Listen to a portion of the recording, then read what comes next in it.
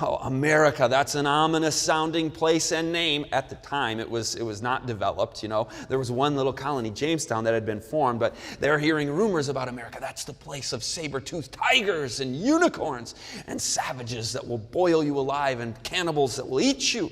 So people are fearful to go to America. Those were actual things that were said about America. But William Bradford, now a young man, he replies with words of faith and courage to dispel the fears that people have. He says, all great and honorable actions are accompanied with great difficulties and must be both enterprised and overcome with answerable courages.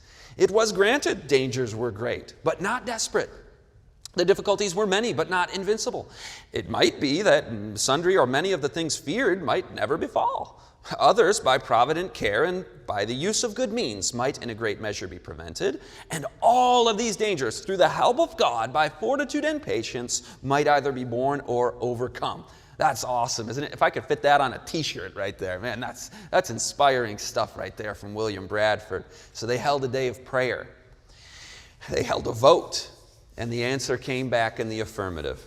The separatists, many of which had been from Scrooby, now in Leiden, said, we will go to the unknown wilderness because God has bidden.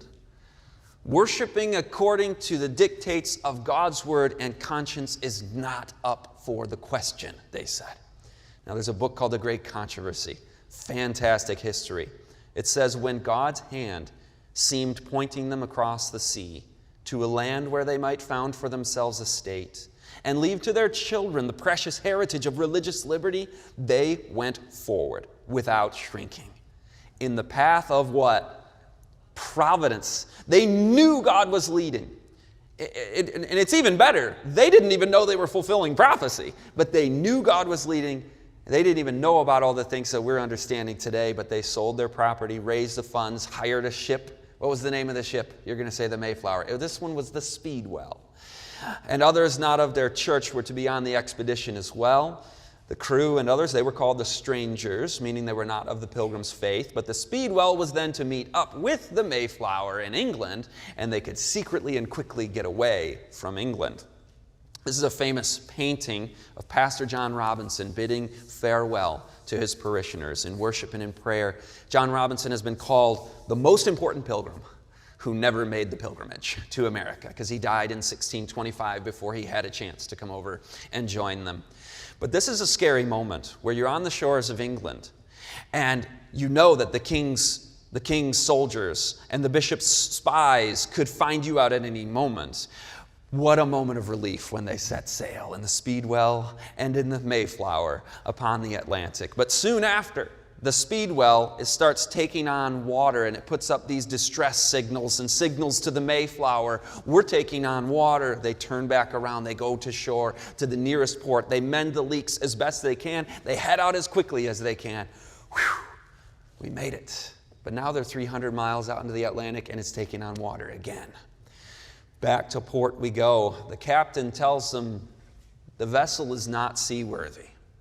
At this moment, William Bradford's wife begins to weep. And she's not even knowing the trials that are coming their way. They've just begun. She ends up perishing in the cold waters of the Atlantic after falling overboard later in the story in Provincetown Harbor. But her beloved husband, William, puts his arm around her, and he quotes his mentor, William Brewster, and he says to his wife, "It is not with us as with other men whom small things can discourage, or small discontentments cause to wish themselves at home again." And as I thought about at home again, these are pilgrims. What is home to a pilgrim? Our home is in heaven. We're just pilgrims passing through this land. But he encouraged his wife by saying, small things don't need to discourage us. Small things. There'd been a 2-month delay. They're now going to set sail in September as the stormy season on the Atlantic is about to begin, and they're going to arrive in the late fall months and the early winter, and they're going to face unimagined trials.